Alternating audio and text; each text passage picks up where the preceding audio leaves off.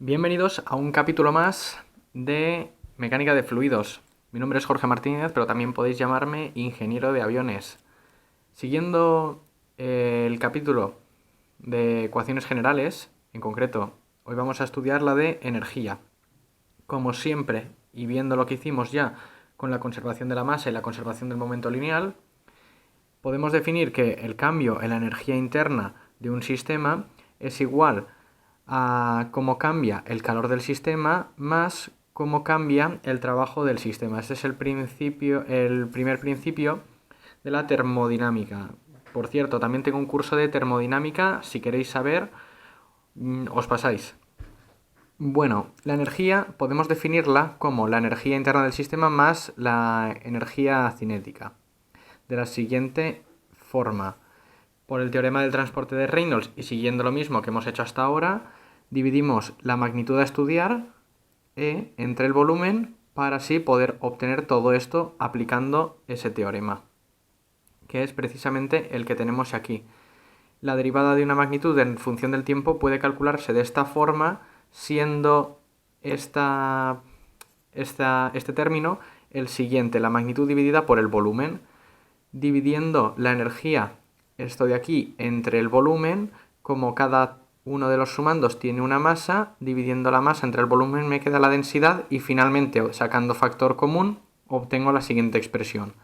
Finalmente sustituyo en la ecuación del transporte de Reynolds, obteniendo esta expresión de aquí, que es la parte A.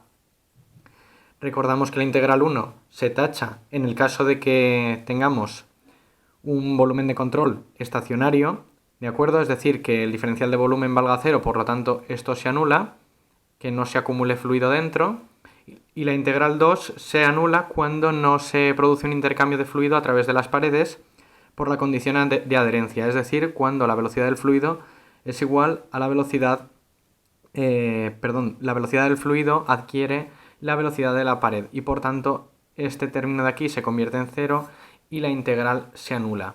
Vamos a calcular vamos a calcular ahora a qué equivalen B1 y B2.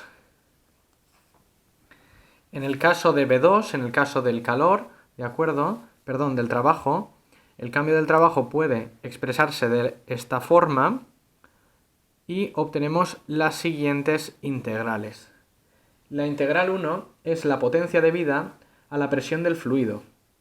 La integral 2 se produce si el flujo de entrada y de salida es uniforme, entonces en ese caso se anula. Esta es la debida, la que se debe a esfuerzos viscosos, ¿de acuerdo? Por lo tanto, si la velocidad es uniforme, el tensor de inercia queda igualado a 0 y toda esta integral se tacha. Y la última integral es la energía de las fuerzas másicas. Si las fuerzas másicas derivan de un potencial, es posible escribir esta integral de la siguiente forma, donde U es el potencial. Y generalmente, como vamos a trabajar en la Tierra, el potencial puede escribirse de la siguiente forma, como la gravedad por la altura. Recordad que como esto está todo dividido entre el volumen, realmente la energía potencial es masa por la gravedad por altura. Lo que pasa es que esa masa está incluida aquí, en la densidad, por eso no la veis. Y luego, la parte B1. B1, acordaos que era el cambio en la energía química, ¿de acuerdo? Nos queda de la siguiente forma, donde esta integral de aquí hace referencia a la transferencia de calor por conducción a través de las paredes de nuestro volumen de control.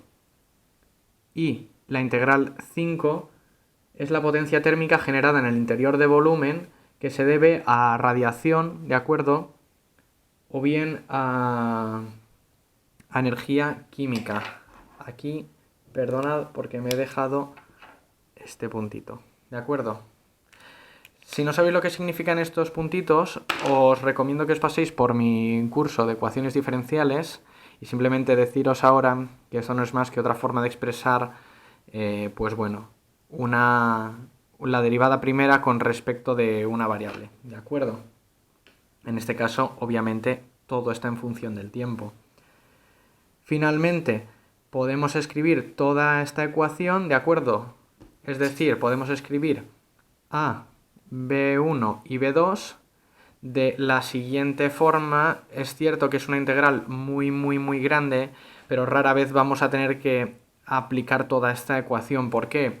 Porque en la mayoría de casos lo que me van a decir es que mi volumen de control es estacionario fijo y que la densidad es uniforme junto con la velocidad, que también lo es. Por lo tanto, lo que voy a poder aplicar va a ser esta fórmula de aquí, que es relativamente mucho más sencilla. ¿Por qué? Porque tengo la suma de los gastos másicos de entrada. Recordad de ecuación de continuidad lo que era el gasto másico, si no tenéis que veros el vídeo, de todo lo que haya a la entrada más el gasto másico de salida por todo esto a la salida es igual a el cambio en la variación del trabajo más o menos la variación del calor. Generalmente o me dirán que solo hay uno o me darán uno y me preguntarán el otro, ¿de acuerdo? Ya veréis todo eso en los ejercicios. Y para no perderoslos, por supuesto, suscribirse y nos vemos. Un saludo.